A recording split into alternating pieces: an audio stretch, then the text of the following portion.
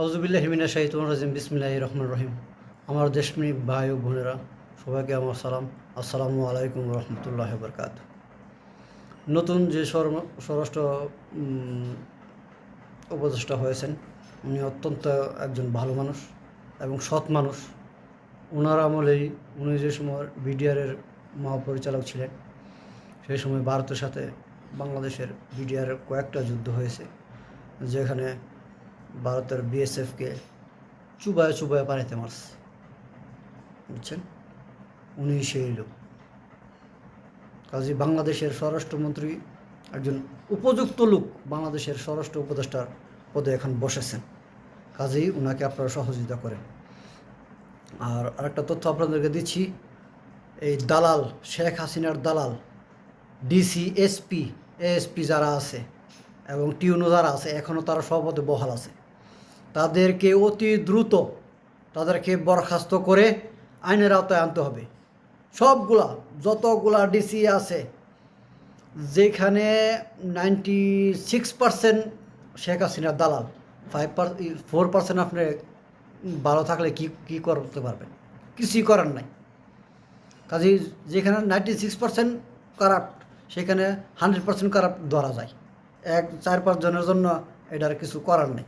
কাজেই সমস্ত ডিসিএসপিরা যারা আছে, যারা পুলিশের উপরে যত কর্মকর্তা কর্মচারী আছে, তাদেরকে প্রথমে তাদেরকে বরখাস্ত করতে হবে, করে আইনের আওতায় আনতে হবে। না হলে এই শেখ হাসিনার দালালেরা এখন উৎপত্তি বসে আছে। কিছু কিছু আমি খবরে দেখলাম যে এখনও দালাল ডিসিরা, কিছু ডিসিরা এখনও যারা পলাতক আছে, এমপি মন্ত্রী, তাদের সাথে যোগাযোগ করতেছে। তাহলে আপনারা বুঝেন, ষড়যন্ত্র কিন্তু এখনও শেষ হয় নাই, ষড়যন্ত্র এখনও চলছে। কাজেই এবং শেখ হাসিনার আমলেই 556 জন পুলিশ কর্মকর্তা করাপ্ট হিসাবে ইয়াতে প্রতিবেদনে এসেছিল। এই প্রতিবেদনটা প্রকাশ করে নাই শেখ হাসিনা। এটা তাদেরকে ব্ল্যাকমেল করে এই শেখ হাসিনা মানে ব্যবহার করছে। কাজেই ওই 556 পুলিশের কর্মকর্তা এবং সকল ডিসি এবং যারা টিউনু যারা আছে, উপজেলা নির্বাহী কর্মকর্তা, তাদেরকে যারা আওয়ামী লীগের আমলে যারা সুবিধা নিয়ে এই পদে আসীন হয়েছেন, তাদেরকে চিহ্নিত করে অতি দ্রুত বরখাস্ত করে তাদেরকে আইনের আওতায় আনতে হবে। নাইলে কিন্তু এই তত্ত্বাবধায়ক সরকার, এই অন্তর্বর্তীকালীন সরকার কিন্তু তার মঞ্জিলে মকসুদে পৌঁছতে পারবে না। এবং সবচেয়ে বড় দাবি হয়েছে, বর্তমান যে প্রেসিডেন্ট শাহাবুদ্দিন চুপ্পু, উনি নিজেই একজন করাপ্ট লোকের প্রেসিডেন্ট হিসেবে রেখে অন্তর্বর্তীকালীন সরকার কিভাবে কাজ করতেছে, এটাই আমার বোধগম্য নয়।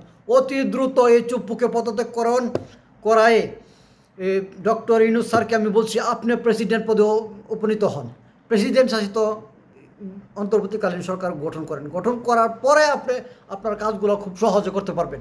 এই প্রেসিডেন্ট যতদিন থাকবে চুপ্পু, ততদিন পর্যন্ত আপনার মঞ্জিলে মকসুদে আপনি বসতে পারবেন না।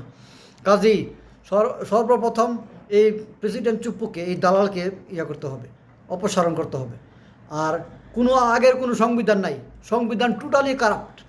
যা করছে শেখ হাসিনা, সম্পূর্ণ সংবিধান একদম কারাপ্ট। এই সংবিধান দিয়ে বাংলাদেশ পরিচালনা করা যাবে না।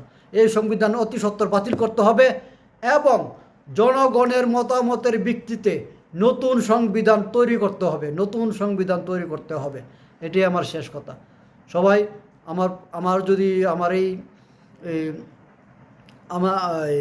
আমার এই মতামতের সাথে যদি একত্রতা হন, তাহলে অনুগ্রহ করে আমার চ্যানেলটি সাবস্ক্রাইব করুন এবং লাইক দিন, শেয়ার করুন। আসসালামু আলাইকুম ওয়া রাহমাতুল্লাহি ওয়া বারাকাতুহু। বাংলাদেশ জিন্দাবাদ।